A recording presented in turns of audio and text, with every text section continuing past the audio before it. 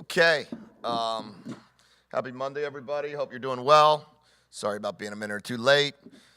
Just finishing up some things as we're preparing for bye week preparation. We've got what will end up being 4 days here with our players. Give them a couple days off Friday and Saturday, then get back at it Sunday. Preparing for Oregon in rivalry week for the next 2 weeks. So excited about that.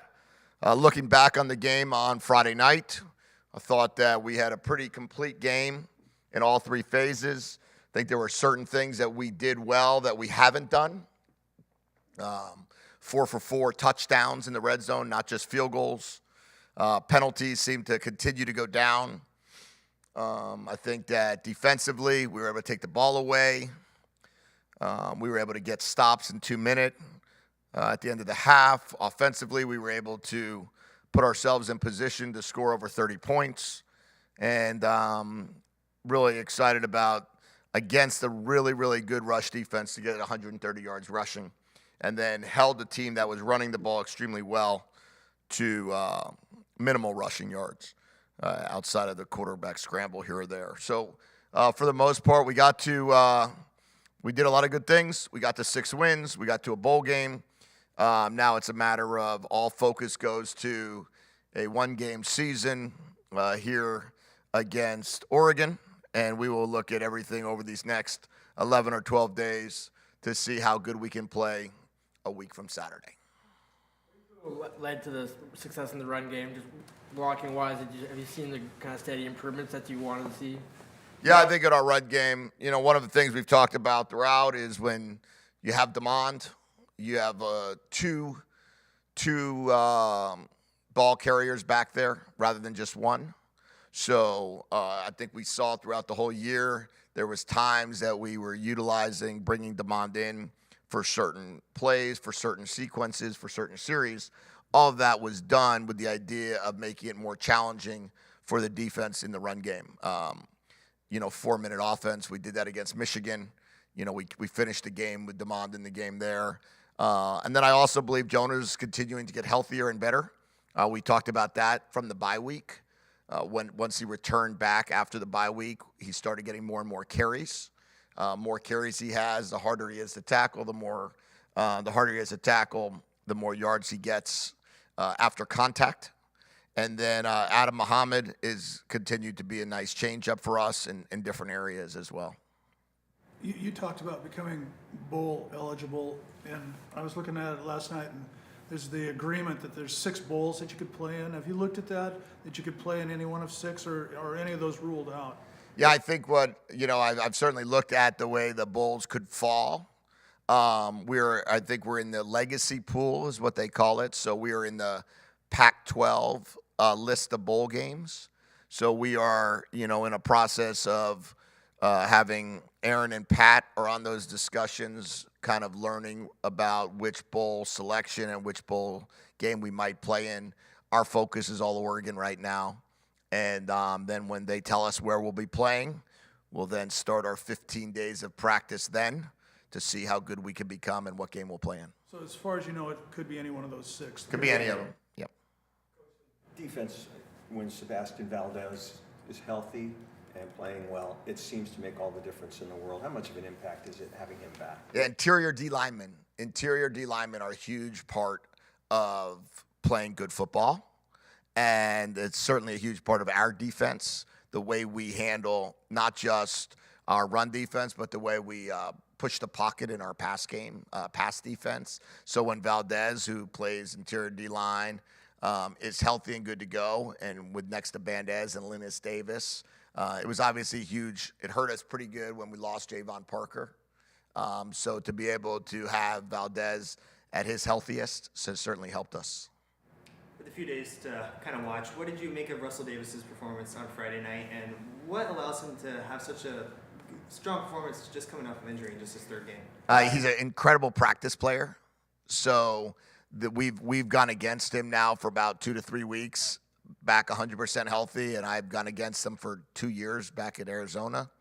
And he's a disruptor in practice because of his efforts. And when you work that hard in practice, it starts paying dividends in the games. he's going to have 2 more full years with us. He's going to have an amazing offseason if we can keep him healthy and continue to get bigger and stronger. I believe he's going to be an impact pass rusher in this conference and a really, really good defensive end. And he and Anthony Ward and Zach Durfee, is going to really be a heck of a group on the perimeter or on the edge, and Jacob Lane. So certainly great to have Deuce going. 3 sacks, forced fumble recovery. Some people spend a whole year trying to get those stats. For him to get that in one night was nothing short of incredible for him. As you evaluate what you do at quarterback going forward, what's the most important data to you that you're looking at? I'm moving the football. The most important thing we can do is, when we move the football, are we successful getting first downs? Are we in position that we can hold the ball for periods of time where we're not putting our defense back on the field, and then protecting the football? We can't be just giving the ball away. We'll evaluate that. We'll go through that, and we will not announce anything. We will not announce who the starting quarterback is going to be. And we'll go out there next Saturday, a week from Saturday when we play Oregon, and play with one of the 2 quarterbacks. Looking at the film with Will, that didn't look like the same guy. Can I just chalk that up to him having a bad day? Yeah, I think that Will, had some big-time plays in that game, and then he had some plays that were he would like to have back. The throw to Giles after, faking the double screen was a tremendous throw. The screen that he got off when he got slammed to the ground pretty good was a tremendous throw. The ability to hit, when he hit Kalecki on the screen, he did a really nice job getting him there. When he hit Denzel on the skinny post, he did a really nice job. Other plays he'd love back. But, no, I think that just in that game, at that moment in time, there was too many plays that probably Will felt like maybe he was, or I felt like maybe he forced it, and that's why we went with Damon. Given that Damon hasn't started the game yet, do you feel confident that he could without tipping your hand? Do you feel like he's able to, where he's at in the offense and processing things, do you feel like he could handle that in an environment like Austin? Yeah, I have total confidence in Damon. Do you already know who the starter's going to be? Do you need time to figure it out? We'll see what practice looks like these next 3 days. But I would say, we're just going to continue to let these guys play and see how both guys respond to the game, right? There's different ways that they can respond. And the key to that is, how does Damon respond from really taking over a 14-13 game and scoring 17 points? And how does he come out at practice today and tomorrow and the next day? What type of energy does he have? And where's his mindset at? What type of response does Will have after, being taken out of the game with a lead, but not really playing as well as normal in the second half? What does that look like for him? So I'm going to use these days, this week, to determine where we are mentally, where we are emotionally. I think both of them are in a good place physically, so it would be more of the other stuff. And then let them practice Monday, Tuesday, Wednesday, lift Thursday, give them those 2 days. And then on Sunday, when we have our first full Oregon practice, whoever is going to be the starter will take about 80% of the reps with the ones. Come through the game health-wise, and with the bye week, anybody you could get back? I would like to have Durfee back. He just kind of got his shoulder banged up. His toe, I think, turned out pretty good. I don't think there was anybody else that Elijah Jackson was a little bit banged up going into the game, played about 5 snaps, but he should be fine for Oregon game. My gut tells me that we'll have everybody available for Oregon, except for, obviously, the season enders. Have you allowed yourself to kind of daydream a little bit about your defense, considering that you didn't have Davis for 8 games, you lost Javon Parker for half a season, Durfee's been out for half a season. These are all big playmakers and haven't been available. Do you kind of let yourself just kind of give it a moment and think about what your defense could be like next year? Next year? Yeah, I think every now and then I do a lot of planning for the future. I believe that was the whole idea of this season, is laying the groundwork and the foundation on what is it going to look like in the future. When you start seeing what does a Durfee look like with a year of an offseason with us, another year. What does a Javon Parker look like? What does Kamari House look like with a year of an offseason? What does Efi look like when he doesn't just get here in April, or Jordan Shaw? And then I do the same thing on offense. What's it going to look like with Denzel Boston? And what's it going to look like with Decker DeGraff? And what's it going to look like with the offensive line with having 14 out of 17 back? What is that going to look like? And then be able to continue to see what's it going to look like with Demond when he has a whole offseason. So, yeah, there's always those moments that I go back and forth and note it and think about what is it going to look like in the future, because I think we're going to be really good in the future. But right now we're living in the present, and we're just trying to figure out how are we going to play our best against the number one team in the country on the road. And that certainly is a big enough challenge. Where do you see Demond's progression from where he is right now? Like, what are his next steps? Oh, he'll just get better in every phase. He'll get better as in football knowledge of understanding coverages and being able to get the ball out quick. He'll be able to get bigger. Right now, we're looking to try to gain 10 to 12 pounds in the offseason. He'll continue to own the zone read game, so he'll be able to make the run game really challenging on our opponents in the future. We'll be able to research and study some more variations in the offense. We'll be able to add more to our offense with him having another year. He throws a beautiful ball, and we'll continue to work outside the numbers as well as inside the numbers in our passing game. So I think there's a great amount of growth that's going to happen with Demond. And he's going to come in here and he's going to get pushed by the young guys that are coming in. And then on the same token, be able to take the bull by its horns and see what does it look and feel like to be the starting quarterback. And then those extra reps will be huge. How would you assess your offensive line's performance against UCLA? We went against a really good defensive line. I think number 2 and number 93 are as good as they get. So we had some challenges at times. I thought we did some really good things at other times. I thought that we were able to get out of the pocket cleanly in moments and had chances to make some big plays. Sometimes we did, sometimes we didn't. We had the goal line offense to be able to score both times we were down inside the 5. I think we were on the 2 and on the 1. To get that done against that defense was huge. Short yardage, other than the 1 4th and 1 where we kind of went up and under our right tackle. We did a nice job in our 3rd and 2, 3rd and 1 situations. So I thought they had a nice night, a lot to improve upon. But we got to continue to get better in our combinations, continue to get better in our pass blocking. But Khalid Tafai is continuing to improve. He's going to be a really good player for us. Landon Hatchett continued to improve, going to be a really good player for us. Drew as a party continued to improve. So as we continue to see this group grow and get better, I'm looking forward to the future. The times that Demond has gone into the game this season, how much of your guys' offense does he have available to him? He has the whole offense available. Like, there's nothing that I wouldn't call with him in the game. There's certain plays that I would say go the other way. That I wouldn't call for Will, that I would call for Demond. There's nothing that I wouldn't call for Demond that I would call for Will. So he's had the whole offense at his disposal, but we're putting him in for certain situations. So those situations have its own little box, let's call it. When he went in for the whole second half, or the final drive against Iowa, the last 2 drives against Iowa, I mean, he was running all of our plays. When he went against Penn State, there wasn't really anything we were holding back. And then same with UCLA. There's just certain plays that I would emphasize more when he's in. A lot of mileage out of 4 out of the 5 offensive linemen from the class of 2023 that you inherited.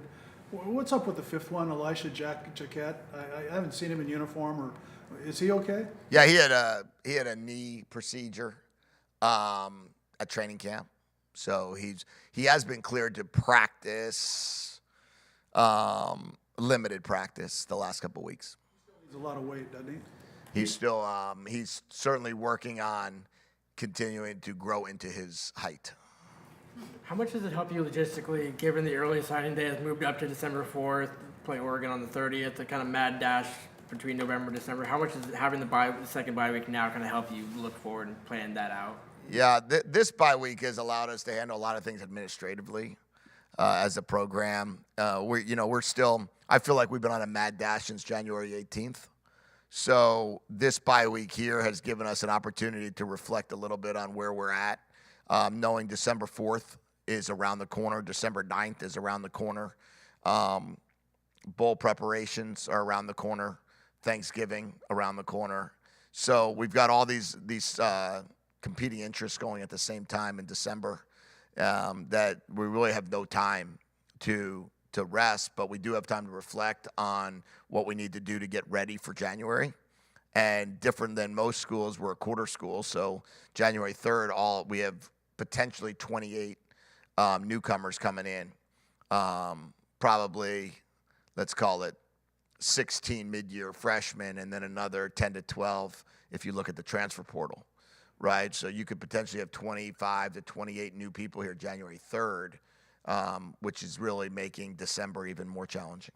Is that 10 to 12 in the portal? That's about what you're looking at, you think? Yeah, I think that's probably about normal for our program when you go sign 25 to 30 high school kids. I think if you're going to go 15 high school kids in year one, maybe you'd go higher in the portal.